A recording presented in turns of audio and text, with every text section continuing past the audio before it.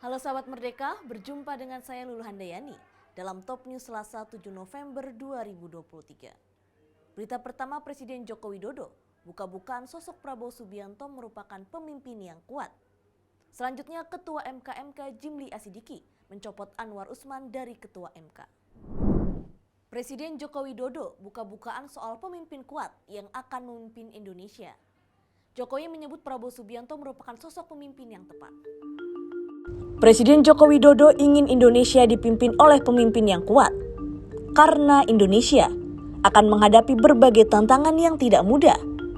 Hal itu disampaikan saat membuka Rapat Kerja Nasional LDII 2023 di GBM Pondok Gede, Jakarta Timur pada Selasa 7 November 2023. Kemudian Presiden Joko Widodo menyinggung Ketua Umum Pencaksilat, yakni Prabowo Subianto. Simbol itu diduga sebagai pemimpin kuat untuk Indonesia. Ya, karakternya memang harus semangat. Karena yang kita hadapi ada tantangan. Oleh sebab itu sering saya sampaikan, 2024, 2029, 2034 ini adalah momentum yang sangat menentukan Indonesia bisa melompat maju atau tidak. Sehingga dibutuhkan kepemimpinan nasional yang kuat, persatuan yang kuat, kekompakan yang kuat. Tanpa itu, sekali lagi, tantangan yang kita hadapi tidak mudah.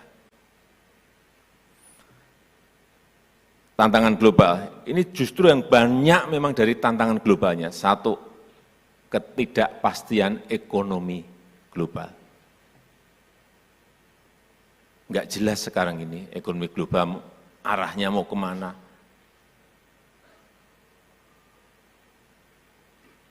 Baru bisa menyelesaikan satu saja muncul persoalan ekonomi yang lainnya. Sehingga sekali lagi dibutuhkan kepemimpinan yang kuat.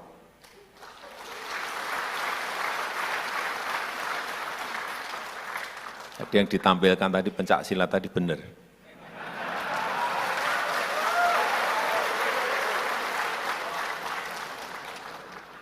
Karena ketuanya Pak Prabowo. Berita selanjutnya, Ketua Majelis Kehormatan Mahkamah Konstitusi atau MKMK, Jimli Asidiki membacakan laporan pelanggaran kode etik yang dilakukan Ketua MK Anwar Usman. MKMK menjatuhkan sanksi, yakni mencopot Anwar Usman sebagai Ketua MK. Ketua Majelis Kehormatan Mahkamah Konstitusi atau MKMK, Jimli Asidiki mencopot Anwar Usman sebagai Ketua MK. Putusan perkara tersebut terkait batas minimal usia calon presiden atau capres dan calon wakil presiden atau cawapres menjadi sorotan publik. Anwar yang berstatus paman Gibran Rakabuming Raka memimpin sidang tersebut. Majelis Kehormatan Mahkamah Konstitusi menyatakan hakim terlapor terbukti melakukan pelanggaran berat terhadap kode etik dan perilaku hakim konstitusi sebagaimana tertuang dalam Sabta Karsa Utama, prinsip ketidakberpihakan, prinsip integritas, prinsip kecakapan dan kesetaraan, prinsip independensi, dan prinsip kepantasan dan kesopanan. 2. Menjatuhkan sanksi pemberhentian dari jabatan Ketua Mahkamah Konstitusi kepada hakim terlapor. 3. Memerintahkan Wakil Ketua Mahkamah Konstitusi untuk dalam waktu 2 kali 24 jam sejak putusan ini selesai diucapkan memimpin penyelenggaraan pemilihan pimpinan yang baru sesuai dengan peraturan perundang-undangan. Terlapor tidak berhak untuk mencalonkan diri atau dicalonkan sebagai pimpinan Mahkamah Konstitusi sampai masa jabatan hakim terlapor sebagai hakim konstitusi berakhir.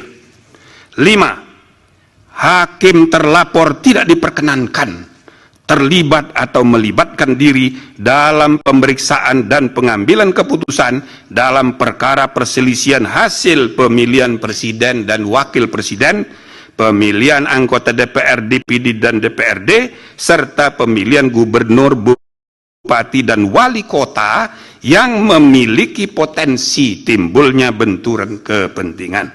Selanjutnya, saudara-saudara, ada dari 3 orang pendapat berbeda 1 orang. Demikian informasi kali ini bersama saya, Lulu Handayani. Simak berita lainnya hanya di merdeka.com.